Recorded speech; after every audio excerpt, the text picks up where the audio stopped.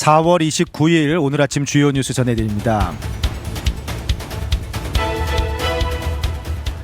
도널드 트럼프 대통령이 소셜미디어를 통해서 이란의 현재 상황을 언급하면서 강한 압박을 이어가고 있습니다. 트럼프 대통령은 어제 이란 측으로부터 그들이 현재 붕괴 상태에 처해 있다라는 통보를 받았다라고 밝혔는데요. 이란 지도부가 내부 문제를 해결하는 동안 호르무즈 해협의 신속한 개방을 원하고 있다라고 전했습니다. 이는 이달 중순부터 시작된 해상 봉쇄 조치가 이란 경제에 실질적으로 심각한 타격을 주고 있음을 시사하고 있습니다. 이와 관련해서 미국 정보당국은 트럼프 대통령이 이란 전쟁의 승리를 일방적으로 선언할 경우 발생할 파장을 정밀 분석 중인 것으로 알려졌습니다. 특히 오는 11월 중간선거를 앞두고 전쟁 장기화에 따른 정치적 부담이 커지면서 신속한 승리 선언을 통한 긴장 완화 가능성이 제기되고 있습니다. 하지만 이란이 이를 재정비의 기회로 삼을 수도 있다라는 우려도 공존하고 있어서 현재 백악관의 고심은 깊어지는 모양새입니다.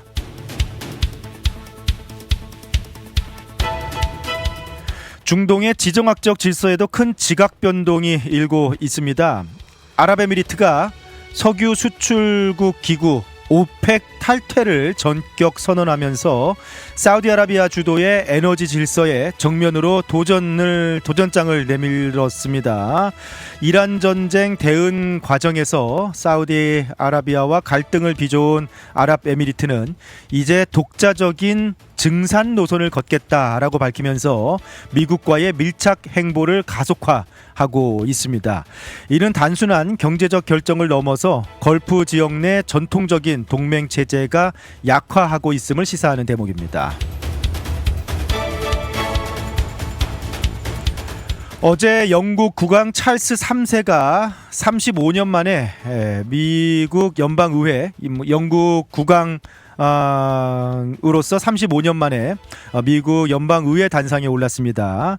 찰스 3세는 상하원 합동연설을 통해서 나토를 중심으로 한 대서양 파트너십의 중요성을 역설하면서 우크라이나 방어와 기후위기 대응에 있어서 미국의 변함없는 역할을 촉구했습니다. 이는 최근 트럼프 행정부의 고립주의 기조와 에너지 정책에 대해 우회적으로 우려와 견제의 메시지를 던진 것으로 해석되고 있습니다. 연방통신위원회가 도널드 트럼프 대통령의 부인 멜라니아 여사를 비하하는 발언을 내보낸 ABC 방송의 모 회사 디즈니를 상대로 방송 면허 조기 갱신 신청을 지시하면서 강력한 압박에 나섰습니다. 며칠 전 토크쇼 진행자 지미 키멀의 농담과 이후 발생한 암살 시도 사건이 맞물리면서 번진 논란인데요. 표현의 자유와 방송 규제 사이에 치열한 법적 공방을 예고하고 있습니다. 미시건 대학교가 발표한 4월 소비자 심리 지수가 약 50년 만에 최저 수준인 49.8로 기록했습니다. 이란 전쟁 여파로 인플레이션 우려가 고조되면서 소득과 연령에 상관없이 소비자들의 경제 자신감이 급격히 위축된 상태다라고 하는데요. 다만 최근 2주간 일시적인 휴전 합의로 가솔린 가격이 일부 하락하면서 심리가 다소 회복될 기미를 보이고 있다라는 분석도 나오고 있습니다.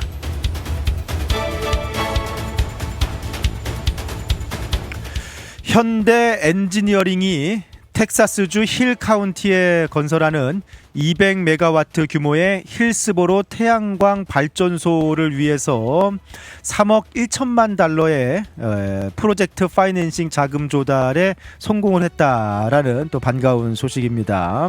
한국 건설사가 사업권 인수부터 금융 조달까지 전 과정을 주관한 해외 재생에너지 투자 개발형 사업의 첫 사례로 내년 말 텍사스에서 상업 운전을 목표로 현재 순항 중입니다. 반면에 미국 내 한국 기업 법인들이 잇따라 노동법 위반 소송으로 몸살을 앓고 있다라는 소식인데요. 현대모비스와 한일 에코솔루션 등은 오버타임 수당 미지급, 또 보복 해고 혐의 등으로 피소가 되었고요.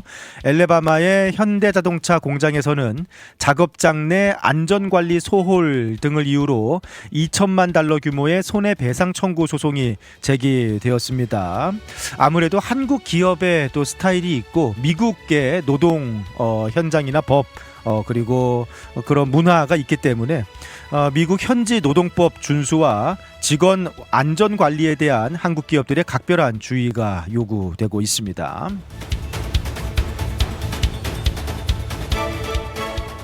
일론 머스크와 샘 올트만의 법정 싸움이 기술업계 또 눈길을 끌고 있습니다. 일론 머스크 테슬라 CEO가 오픈 AI의 영리 추구를 문제 삼아서 제기한 소송의 배심원단 선정이 시작되면서 본격적인 재판에 막이 올랐는데요. 일론 머스크는 샘 올트먼을 향해서 공익단체를 훔친 사기꾼이다 라면서 맹비난을 퍼붓고 있고요. 향후 마이크로소프트 CEO 등 거물급 인사들이 증언대에 설 것으로 보여서 IT 업계 세기의 진흙탕 싸움이 될 전망입니다. 지금까지 오늘 아침 주요 뉴스들 전해드렸습니다.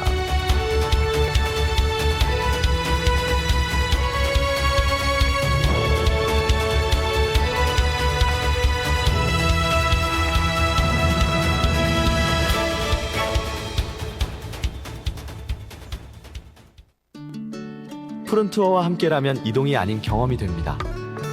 9개의 직영지사 보유, 미국 최대 여행사 푸른투어에서 최저가 항공권 및 투어 맞춤 서비스로 여행의 처음부터 끝까지 완벽하게 책임지겠습니다. 더 넓고 쾌적해진 시온마켓 2층에서 푸른투어 달라스 지사와 함께하세요. 믿을 수 있는 미국 최대 여행사 푸른투어 469-615-6000번. 여행은 역시 푸른투어. 우리 가족 눈 건강 지킴이 바로 정무창 안과입니다. 5살 우리 아이 첫 시력 검사, 안경 없이 시력을 잡아주는 큰아이 드림렌즈도 정무창 안과에서 했죠. 40대 되면서 필요한 눈도 다초점 렌즈 추천해 주셔서 훨씬 좋아졌고요. 어머님 백내장, 녹내장 검사도 정무창 안과에서 했답니다. 21년 경력이 그냥 지나간 시간이 아니더라고요. 안경, 렌즈, 거만도 정무창 안과에서 214-902-9779 파크 포레스트 옵티컬. 텍사스 한인 비즈니스, 더 많은 고객을 만나고 싶으신가요? K-미디어가 디지털 마케팅으로 도와드립니다.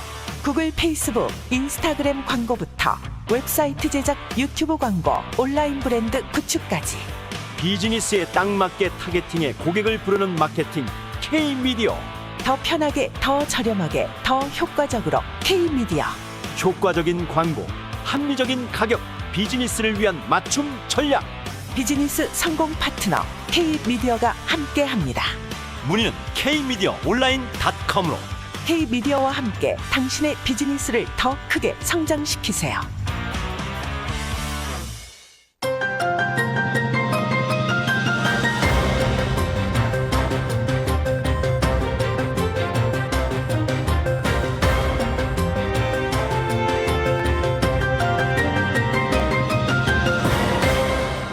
어제 아침에 이스라엘 내부 의회 뭐 그런 그 협상 지지 선언이라든지 이란 의회에 그다음에 레바논에서 레바논의 대통령과 그리고 또 그 헤즈볼라 수장과의 설전이 펼쳐지는 뭐 그런 모습들을 보면서 지금 뭔가 심각하다. 이란의 균열이 내부 균열이 심각하다. 이란이 권력이 지금 혼란을 겪고 있고 무너지는 상황이 아닌가. 특히 역봉쇄, 호르무즈 해협 역봉쇄 이후에 경제적으로 완전히 고립이 되면서 이제 버틸 수 있는 한계가 오고 있는 것이 아닌가라는 뭐 이야기들 좀 아침에 드렸는데, 안 그래도 어제 이제 낮에 트럼프 대통령이 이란이 현재 붕괴 상태에 처해 있다라고 이란 측에서 미국에 전해왔다. 라고 뭐 누가 어느 측이 이제 미국에 그런 소식을 전했는지는 뭐 알 수 없죠. 지금 이란 내부가 상당히 분열 상태니까. 근데 어쨌든 이란 내부에서 이란 쪽에서 미국 측에 지금 현재 이란이 붕괴 상태에 처해 있다라고 통보를 해왔다. 라고 알려왔다라고 State of Collapse 국가가 지금 이란 내부가 붕괴 상태에 있다라고 이렇게 알려왔다라고 그 소셜 미디어 트루 소셜에 올렸습니다. 그러니까 뭐 지금 현재 상황이 이란이 버티기가 쉽지 않은, 내부적으로도 막 그 권력이 흔들리고 있고 분열하고 있고, 그리고 경제적으로는 아주 심각한 뭐 한계를 넘어서고 있는 그런 상황으로 가고 있지 않은가. 뭐 여러 가지로 뭐 어제 좀 설명을 드렸습니다만 뭐 석유, 뭐 발전, 철강, 산업, 뭐 그 외에도 뭐 인터넷 마비도 지금 2달째 이어지고 있죠.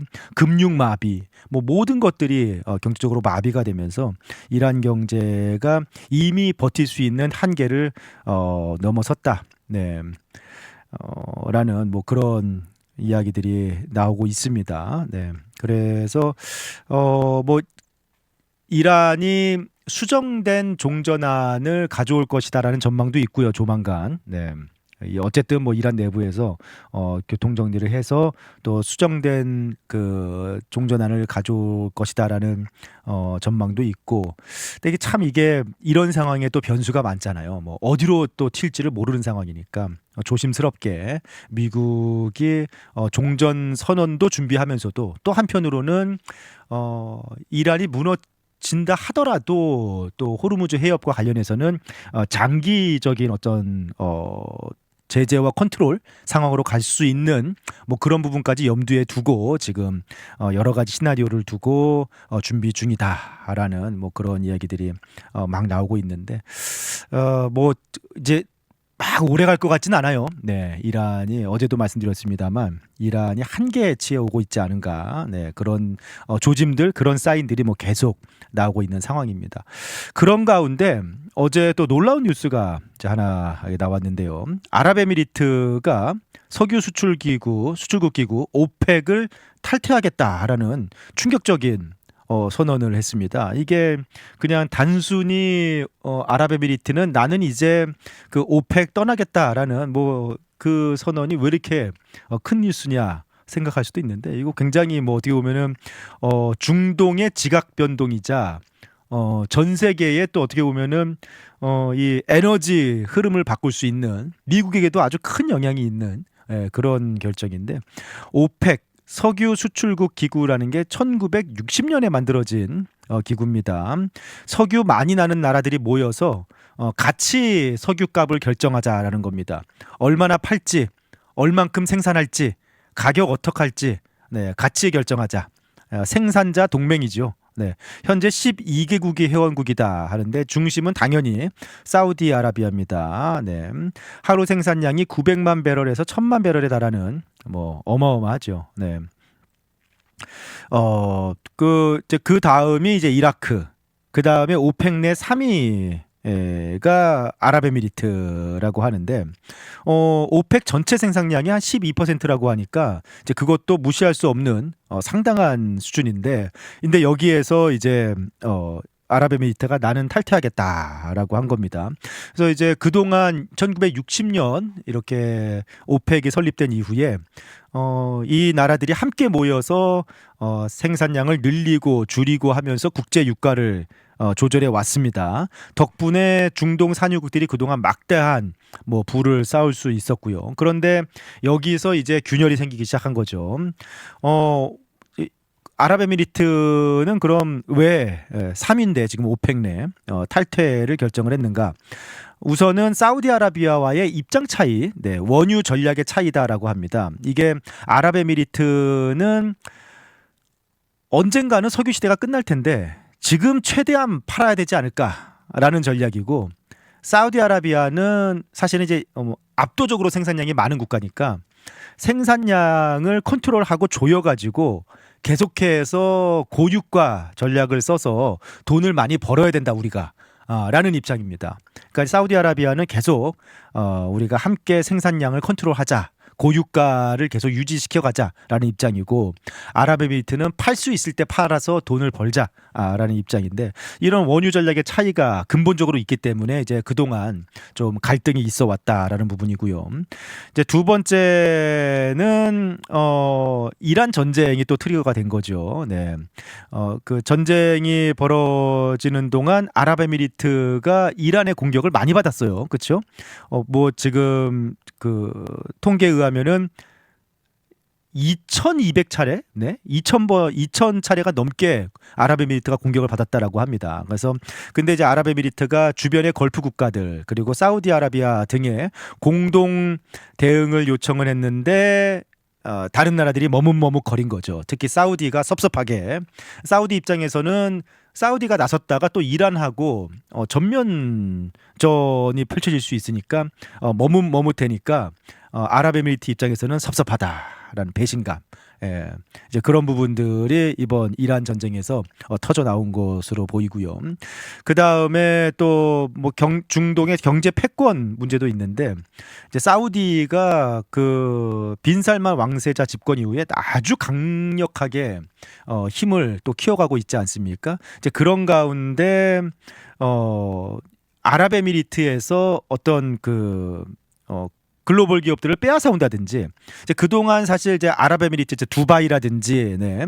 뭐 그런 경우에 물류, 금융, 뭐 기술 뭐 전 세계적인 기업들을 유치하면서 중동에서 허브 역할을 해왔는데 그거를 이제 사우디가 자꾸 뺏어가니까 거기에 대한 경쟁 뭐 이런 부분들이 겹치면서 아랍에미리트와 사우디아라비아의 갈등이 좀 계속 커져왔고 이번에 이란 전쟁을 계기로 그 배신감이 폭발을 하면서 오펙을 탈퇴하겠다라고 나왔습니다. 이제 그러면은 앞으로 영향이 이제 단기적으로는 기름값이 뭐 지금 전쟁도 있고 또 오를 수 있습니다. 좀 안 그래도 우리 채팅방에도 오늘 아침에 가스값이 엄청 올랐어요 하는데 뭐 이거는 뭐 일시적으로 왔다 갔다 하는 거겠습니다만 단기적으로는 유가가 계속 오를 가능성이 크다라고 합니다. 네. 호르무즈 해협도 아직 봉쇄돼 있고 아랍에미리트가 실제로 단독으로 증산을 한다고 해도 실제 수출은 어렵기 때문에 아직은 현재는 이제 중동 상황이 불안정하기 때문에 기름값이 계속 높게 유지가 되겠으나 뭐 전쟁이 끝나고 상황이 진정이 되면은 호르무즈 해협이 정상화되면은 아랍에미리트는 이제 본격적으로 단독으로 증산을 시작하면서 공급이 늘고 전 세계적으로 기름값이 떨어질 가능성이 있습니다. 미국에게도 굉장히 사실은 미국은 지금 크게 웃고 있죠. 네. 트럼프 대통령은 오랫동안 오펙의 불만이죠. 네. 그래서 오펙이 이렇게 같이 석유 수출국들이 모여가지고 가격을 컨트롤하는 것에 대한 불만. 이제 그래서 기름값 낮춰라 계속 요구해 왔는데 이렇게 아랍에미리트가 탈퇴를 하면은 이제 오펙의 힘이 약해지고 또 경쟁을 할 수밖에 없으니까 이제 그런 부분에서 미국이 원하는 방향으로 조금 더 갈 수도 있고요. 그 다음에 아랍에미리트가 미국 쪽으로 지금 굉장히 기울고 있습니다. 뭐 아이언돔을 도입한다든지 미국으로부터 패트리엇을 구매한다든지 안보 협력을 강화한다든지 뭐 그동안 사우디아라비아 중심 그리고 중국 러시아 라인에서 벗어나서 미국 중심으로 이렇게 넘어오는 그런 가운데 중동에서 강력한 친미 국가가 하나가 더 느는데 그 아랍에미리트가 오펙을 탈퇴한다? 미국 입장에서는 뭐 웃을 수밖에 없죠. 네. 조심스러운 부분도 있죠. 지금 사우디아라비아하고도 지금 트럼프 정부 들어와서 굉장히 관계를 이렇게 잘 유지해가고 있는 상황인데 사우디아라비아는 지금 불편한 상황이거든요. 그러니까 이제 그런 부분들은 좀 신경이 쓰이는 상황이지만 전체적인 또 중동의 지형이 이번에 만약에 미국이 이란을 완전히 굴복시키고 아랍에미리트가 독자 노선을 걸으면서 미국 쪽으로 넘어오고 하면은 중동 질서 재편 어떻게 보면 이제 미국이 원하는 방향으로 완전히 좀 재편되는 그런 쪽으로 가지 않나라는 생각이 들기도 합니다. 뭐 중장기적으로 미국에 꽤 유리한 뭐 그림이 될 수밖에 없고요. 특히나 이제 트럼프 행정부의 뭐 외교 노선 그리고 에너지 전략, 중동 전략 등과 이제 맞아 떨어지는 그런 측면이 있다라고 볼 수 있을 것 같습니다. 자, 광고 잠시 듣고 돌아오겠습니다. 여행의 기분 좋은 출발이자 행복한 마무리가 되었으면 하는 바람. 하늘 위에서도 집처럼 편안하기를 바라는 바람. 바쁜 비즈니스 일정에서도 잠시 휴식이 되었으면 하는 바람. 이 모든 바람을 담아 최고의 서비스를 약속드립니다. 마음까지 케어하는 비행, 대한항공. Korean Air. 11살에 이민화 캐롤튼에서 성장하고 4억 5천만 달러 규모의 프로젝트를 이끄는 비즈니스 전문가로 우뚝 선 사람 누구입니까? 안녕하십니까. 캐로톤 시의원 후보 마이크송입니다. 저는 우리 한인 1세대의 헌신을 잘 알고 있습니다. 검증된 경영 능력으로 시 인프라를 혁신하고 우리 한인 비즈니스가 더 높이 돌아갈 수 있는 시스템을 만들겠습니다. 준비된 리더 마이크 송. 5월 2일 시의원 선거, 4월 20일부터 시작되는 조기 투표에 꼭 참여해 주십시오. 여러분의 소중한 한 표가 캐로톤의 미래입니다. Political advertising paid for by the Mike Song campaign.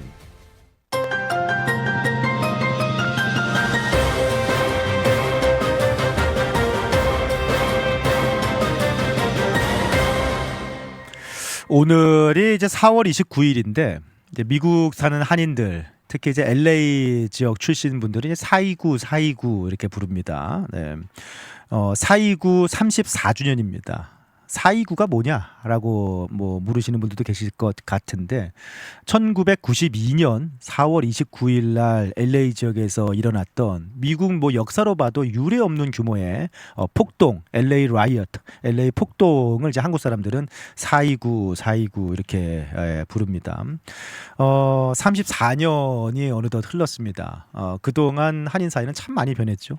뭐 당시만 해도 92년에 있었던 일인데 6, 70년대 이제 LA 그 다운타운 LA 시내에 한인타운이 형성이 됐잖아요. 윌셔 이렇게 올림픽 윌셔 이렇게 중심으로 해서 한인타운이 형성이 됐는데 뭐 다들 아시다시피 뭐 당시에 그 한인타운이 또 LA 시내에 그 흑인 밀집 지역하고 이렇게 맞닿아 있습니다. 참 험하게 네. 한인들이 이민 1세대가 참 험하게 미국 생활 터전을 개척을 하고 한인타운을 일궈 온 거예요. 달라스도 사실은 초기에 여러 뭐 지금은 많이 사실 올라왔습니다만 초기에 많은 한인 비즈니스는 남쪽에서 아무래도 어떻게 보면은 좀 위험하고 뭐 그런 지역에서 기회를 찾아서 좀 척박한 곳에서 사업체를 일구고 또 거기에서 사실 그 경계를 타면서 비즈니스를 하고 또 그걸 바탕으로 또 한인 커뮤니티를 키워가고 성장하고 이렇게 해오지 않았습니까? LA 마찬가지죠. LA 시내 6, 70년대 이민이 이루어지고 70년대 본격적으로 70년대 그리고 80년대 공식적으로 코리아타운이라고 불리기 시작했으니까 뭐 그때를 거치면서 LA 시내에서 한인타운이 형성이 됐는데 그 과정에서 사실 흑인 커뮤니티하고 갈등이 네, 계속해서 있었습니다. 뭐 예를 들면은 흑인 커뮤니티에 들어와서 돈만 벌고 가는 한인들에 대한 뭐 이제 그런 좀 인식들도 있었고 흔히 흑인들은 고용하지도 않고 네 우리 돈만 벌어서 간다라는 구두쇠 뭐 이제 막 그런 이미지도 있었고 그 다음에 결정적으로 이제 91년에 두순자 씨 사건이 발생을 하죠. 이제 그 흑인 타운에서 두순자 씨가 운영하는 가게, 네. 한 흑인 소녀가 오렌지 주스 병을 들고 있다가 도둑으로 오해를 받으면서 두순자 씨가 쏜 총에 맞춰서 숨지는 사건이 발생을 했습니다. 그런데 이제 당시에 그 흑인 소녀가 실제로는 손에 돈을 쥐고 있었다라는 부분이 또 이렇게 알려지고 하면서 흑인 커뮤니티가 한인 사회를 향한 분노가 일어났었고 이제 그것이 쌓여왔습니다. 그러다가 이제 그 당시 유명했던 래퍼 아이스 큐브가 블랙 코리아라는 한인 커뮤니티를 좀 이렇게 비난하는 네, 욕하는 네, 그런 노래를 내고 뭐 그 노래가 막 인기를 얻을 정도로 상당히 좀 흑인 사회하고 한인 사회하고 좀 긴장이 있었어요. 네, 쌓여왔던 긴장. 그 91년에 있었던 사건, 뭐 그런 사건들이 있었는데, 뭐 어쨌든 그렇게 조금 불안불안하게 이렇게 쌓여왔던 그런 갈등 속에서 그 로드니 킹 사건이 발생을 하죠. 예, 흑인 음주 상태로 과속 운전하다가 경찰에 체포가 됐는데 체포 과정에서 집단 구타를 당했습니다. 그리고 재판이 열렸는데 배심원 12명 중에서 흑인이 한 명도 없는 상황에서 경찰들이 무죄가 나왔죠. 이제 거기 그 판결 직후에 이제 그 흑인 사회가 분노가 이제 폭발을 하면서 사실 그 80년대 90년대 초만 해도 흑인들이 참 차별을 많이 받았습니다. 또 솔직히 흑인들이 그 공공연하게 차별을 참 많이 받았어요.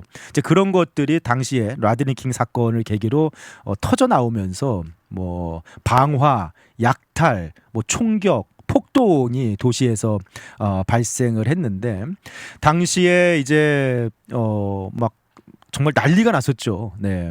연방군이 투입이 되고 5월 4일 폭동이 종결될 때까지 사망자가 63명, 부상자가 2,383명, 체포가 12,000명, 재산 피해가 10억 달러 발생할 정도로 뭐 역사상 유례 없는 그런 대규모 폭동이 일어났습니다. 근데 문제는 한인들이 아프게 기억하고 있는 게 당시에 10억 달러라는 재산 피해가 발생했는데 그 중에 4억 달러, 그러니까 모든 피해의 40% 피해가 한인 타운이 입었습니다.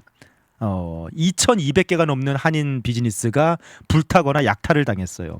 제가 92년 여름에 LA로 처음 유학을 왔거든요. 근데 그때도 복구가 안 돼가지고 한인타운에 많은 비즈니스들이 문을 아직도 못 열고 있거나 당시에 약탈 흔적이 남아 있거나 뭐 제대로 비즈니스를 못하는 그런 모습들이 많이 있었습니다. 그래서 2,000개가 넘는 한인 점포가 당시에 피해를 입고 그리고 전체 피해의 40%가 한인타운이 이제 받게 되었습니다. 뭐 그 위치도 그렇고 또 공권력이 이제 베벌리 힐스라든지 그쪽 웨스트 할리우드라든지 그쪽으로 폭동이 번지지 않도록 막는 동안 한인타운이 이제 흑인 커뮤니티 가까이 있는 한인타운이 좀 피해를 입은 그런 부분도 있고 그동안 또 한인 사회하고 흑인 커뮤니티랑 좀 갈등이 쌓여왔던 게 있었는데 이제 그것이 한인 비즈니스 약탈로 뭐 옷가게, 신발가게 막 그런데 약탈로 이어지는 뭐 그런 상황도 발생을 했고요. 결국에는 공권력이 한인타운을 지켜주지 않으면서 여러분 아시다시피 한인들이 스스로 총 들고 나와서 옥상에 올라가서 자경단을 조직하고 당시에 이제 라디오 코리아를 중심으로 이렇게 뭐 어디에 지금 폭도들이 나타났다, 어디에 피해가 발생했다라는 걸 실시간으로 한인들이 함께 공유하면서 한인타운을 스스로 총을 들고 지키는 루프탑 코리안스가 이제 결성이 되고 그게 상당히 좀 화제가 되기도 했죠. 참 슬픈 한인들의 미국 이민 역사입니다. 참 힘들고 슬프고 아팠던 한인 역사 중에 하나인데 뭐 그때 이후로 뭐 한인 사회는 지난 몇십 년 동안 아주 크게 30년이 넘는 기간 동안 크게 성장을 했죠. 지금 뭐 한인 사회는 뭐 미국 내에서 한인 사회, 한인 문화 뭐 진짜 이런 날이 올 줄은 상상도 못했을 정도로 많이 성장을 했고 그때 이후로 뭐 얼마 전에 그 한국의 미국 대사로 지명된 미셸 스틸 대사 지명자 전 의원 같은 경우가 이제 어릴 때 부모님과 같이 이렇게 어릴 때도 아니죠. 뭐 청년 시기에 미국에 왔으니까 부모님과 같이 이렇게 LA 거주해서 사는데 당시에 이제 LA 폭동이 일어나서 한인 사회가 피해를 입는 걸 보고 내가 정치를 해야겠구나라고 마음을 먹었으니까 이제 그 이후에 한인들이 흑인 사회와 관계를 맺기 위해서 노력을 하고 그 다음에 정치에 뛰어드는 한인들이 많이 나오고 하면서 미국 내에서 한인 커뮤니티의 위상도 높아지고 정치력도 신장이 되고 뭐 그런 모습들을 많이 보여줬습니다. 수십 년 동안 정치적으로 그리고 뭐 또 이렇게 커뮤니티 차원에서 많은 노력들을 해왔죠. 한국이 또 성장하면서 한국 문화도 같이 인기도 많아졌고요. 그래서 참 지금은 한인 커뮤니티가 미국 내에서 차지하는 위상이 참 대단합니다만 참 그런 아프고 좀 슬픈 이민 역사가 있습니다. 뭐 우리가 지금도 할 수 있는 일은 그때를 기억하면서 뭐 선거 참여하는 거죠. 지금 각자 개인이 여기 텍사스가 이번 주 토요일에 또 유니폼 선거가 있습니다. 여러분들 시민권자이시고 또 투표권 있으신 분들은 잊지 마시고 뭐 선거 참여해야죠. 그래서 뭐 아픈 역사지만 역사를 잊지 않고 우리가 지금 또 할 수 있는 일들을 열심히 참여하면서 함께 한인 사회를 성장시켜 나갔으면 하는 또 마음이 듭니다. 자, 여기까지 오늘 아침 미국 소식 전해 드렸습니다.